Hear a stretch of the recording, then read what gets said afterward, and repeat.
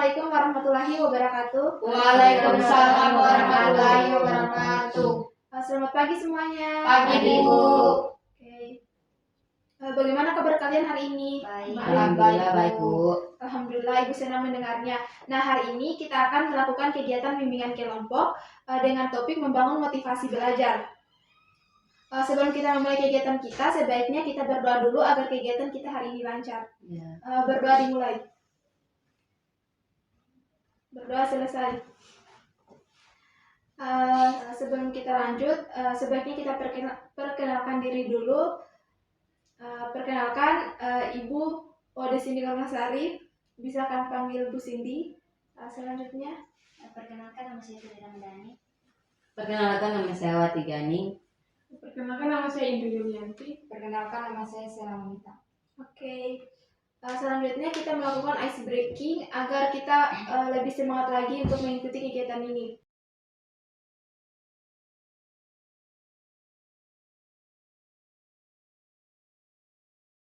Penyampaian tujuan dan langkah-langkah kegiatan.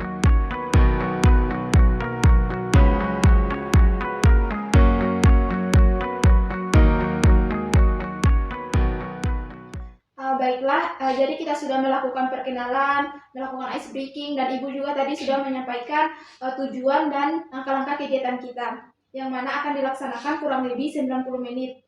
Bagaimana, apakah adik-adik sekalian sudah siap untuk mengikuti kegiatan ini lebih lanjut? Siap Bu. Oke, baik, kita masuk ke tahap inti, yaitu pemaparan materi, yaitu membangun motivasi belajar. Motivasi belajar adalah tenaga pendorong atau penarik yang menyebabkan adanya tingkah laku ke arah suatu tujuan tertentu. Motivasi juga belajar ini memiliki prinsip-prinsip. Yang pertama, motivasi sebagai dasar penggerak.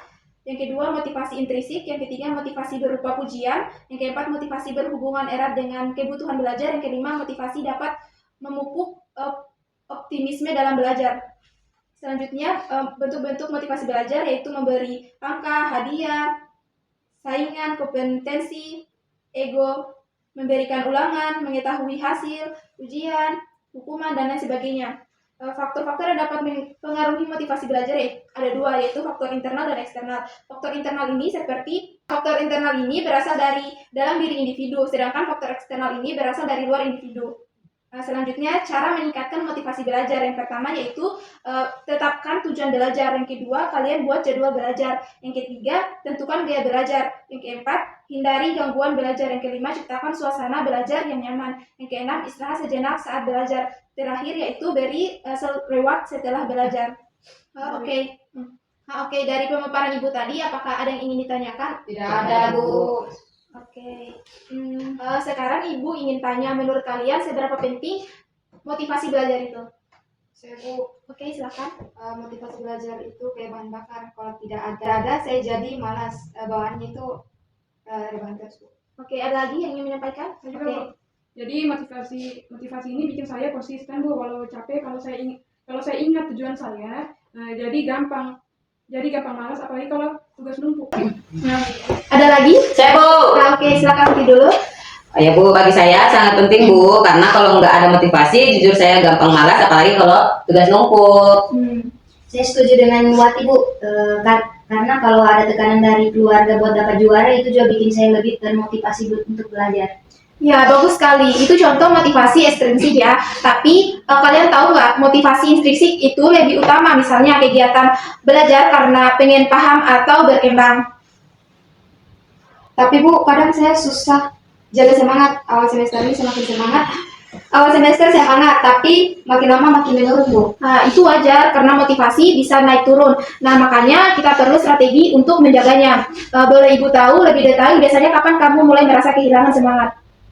Biasanya Bu, pas awal semester saya semangat sekali, rajin menulis, ikut semua tugas, ikut mengerjakan semua tugas. Tapi makin ke tengah semester, apalagi kalau sudah banyak tugas atau nilai mulai turun Bu, jadi saya gampang nyerah, rasanya pengen rebahan saja, malas buka buku Bu. Wah, itu sebenarnya pengalaman yang sering dialami juga banyak siswa loh. Kalau boleh tahu, apa yang biasanya kamu lakukan saat merasa kayak gitu? Biasanya Bu, saya scroll HP, buka TikTok, atau tidur, tapi ujung-ujungnya malah tambah stres karena tugasnya banyak, Bu. Nah, itu penting kita bahas. Jadi, kamu lari dari stres dengan hiburan, tapi malah jadi makin tertekan karena kewajiban tertunda ya? Iya, Bu. Iya, Bu. Oke, Sela, apa kamu punya target atau tujuan pribadi dalam belajar? Ada, Bu. Saya pengen bisa dapat nilai bagus, bisa masuk universitas negeri, tapi saya sering merasa tidak cukup pintar dan akhirnya pesimis saja, Ibu. Wah, ini penting sekali. Ibu senang kamu bisa terbuka. Jadi kita lihat di sini bahwa penurunan motivasi kamu itu juga dipengaruhi oleh rasa tidak percaya diri dan tekanan dari ekspektasi pribadi kamu. Iya, Bu. Oke, nah anak-anak, ini contoh nyata kenapa kita butuh motivasi intrinsik yang kuat. Sela punya tujuan, tapi perlu cara yang tepat untuk tetap semangat dan gak terjebak overthinking. Kalau teman-teman punya saran untuk Sela, boleh dong dibantu. Saya Bu. Oke, Wati. Oke, mungkin kamu bisa bikin to-do list kecil tiap hari, Sel. Jadi nggak merasa semua numpuk di kepala. Atau coba belajar bareng kami supaya kamu tidak merasa sendirian. Kadang aku juga sering menulis afirmasi atau kata penyemangat. Lumayan buat bangkitin mood belajar. Wah, keren ya saran teman-teman. Nah, Sela, Ibu sarankan kamu mulai dengan langkah kecil, atur jadwal kegiatan, cari dukungan, dan yakinkan diri bahwa kamu cukup mampu. Gagal itu biasa, yang penting tetap bangkit. Makasih banyak, Bu, dan teman-teman. Ya, Sama-sama. Oke. Sekarang Ibu ingin bagi kalian ke dalam dua kelompok. Kelompok pertama yaitu Wati dan Tri, kelompok kedua yaitu Sela dan Indri. Ini kalian berdiskusi selama 10 menit. Pertanyaannya yaitu apa saja faktor-faktor yang menurunkan motivasi belajar dan bagaimana mengatasinya. Oke, silakan kalian mendiskusikannya. Proses diskusi.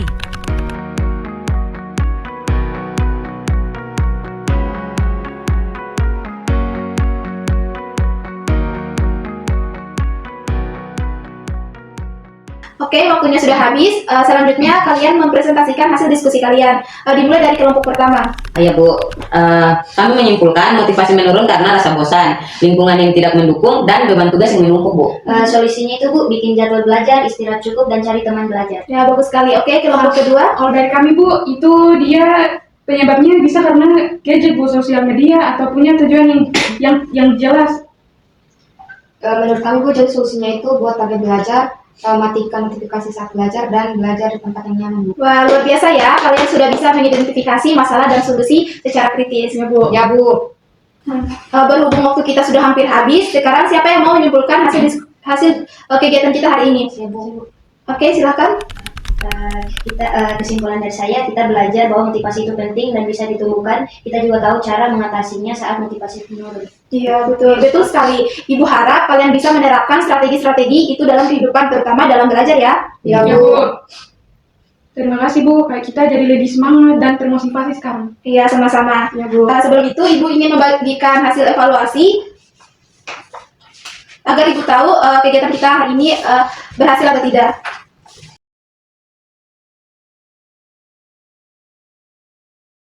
Oke, untuk pertemuan berikutnya, rencananya bagusnya kapan kita akan lakukan lagi? Minggu depan, Bu. Kamis, Bu. Minggu depan. Oke, minggu depan ya. Ya, Bu. Oke, karena waktu juga sudah habis, hari ini Ibu akhiri. Sebelum itu kita berdoa dulu. Berdoa dimulai. Berdoa selesai. Oke, terima kasih atas partisipasi kalian. Ibu ucapkan wassalamualaikum warahmatullahi wabarakatuh. Waalaikumsalam warahmatullahi wabarakatuh.